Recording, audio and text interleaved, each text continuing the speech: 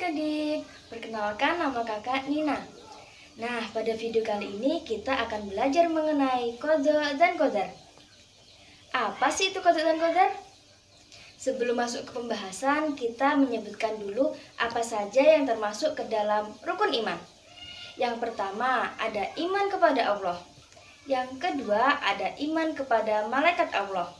Yang ketiga, ada iman kepada kitab Allah. Yang keempat, ada iman kepada Rasul Allah. Yang kelima, ada iman kepada hari akhir. Dan yang keenam, ada iman kepada qadha dan qadar. Lalu, apa sih itu qadha dan qadar?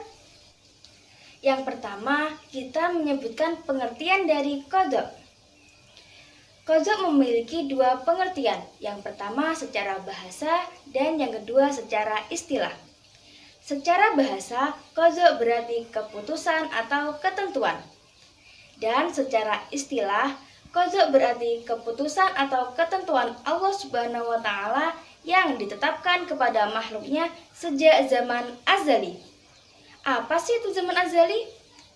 Zaman azali adalah zaman di mana Allah belum menciptakan apapun di muka bumi ini, termasuk manusia, hewan, tumbuhan, dan lain-lain. Jadi, qadha ditetapkan oleh Allah Subhanahu wa Ta'ala jauh sebelum manusia diciptakan. Dan itu semua ditulis di Lauhil Mahfuz. Yang kedua yaitu pengertian qadar. Qadar juga memiliki dua pengertian, yaitu secara bahasa dan secara istilah. Secara bahasa, qadar berarti ukuran. Sedangkan secara istilah, qadar berarti sebuah ukuran yang telah ditetapkan oleh Allah Subhanahu wa Ta'ala kepada makhluknya. Secara singkatnya, qadar yaitu perwujudan dari qadha. Nah, jadi qadha dan qadar adalah segala ketetapan Allah Subhanahu wa Ta'ala yang sudah ditentukan kadar dan ukurannya pada masing-masing makhluk Allah Subhanahu wa Ta'ala. Contohnya, pada suatu hari ada seorang penjual cilok. Setiap harinya ia berjualan berkeliling kampung.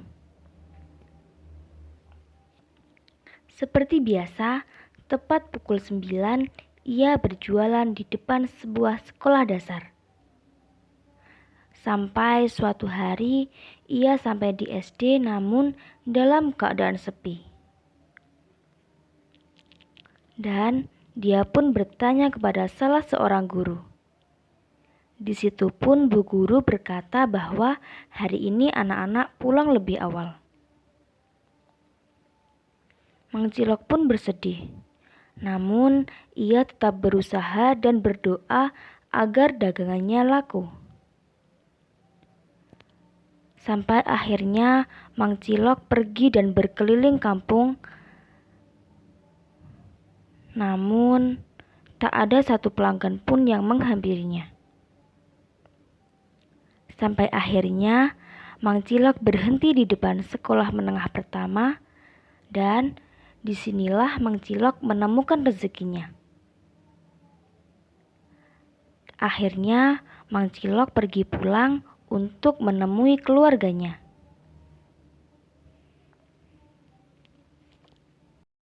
Jadi, pelajaran yang dapat kita ambil adalah apabila kita ingin menggapai sesuatu, kita harus berdoa dan berusaha serta menyerahkan sepenuhnya kepada Allah Subhanahu wa Ta'ala.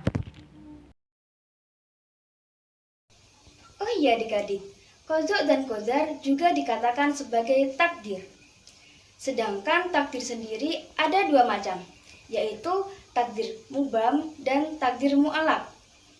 Takdir mubham yaitu takdir yang tidak bisa dirubah. Contohnya seperti jodoh, maut, dan musibah. Sedangkan takdir mu'allaq yaitu takdir yang bisa dirubah. Contohnya seperti apabila ada seseorang yang miskin, dengan giat bekerja, dia akan menjadi orang yang sukses. Dan lama-kelamaan dia akan menjadi orang kaya. Oh iya, takdir mu'allaq ini bisa dirubah dengan berdoa, berusaha, dan tawakal. Adik-adik sudah tahu kan apa itu tawakal?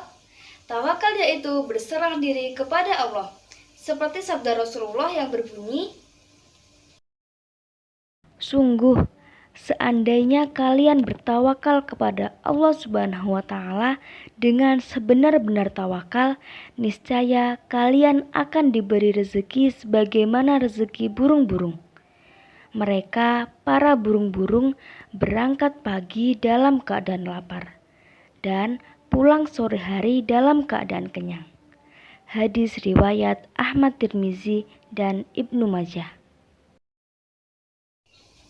Nah, sampai di sini dulu kebersamaan kita kali ini, dan nantikan video pembelajaran selanjutnya. Dan ingat, tetap semangat walau belajar dari rumah saja. Stay safe, stay healthy, and stay at home.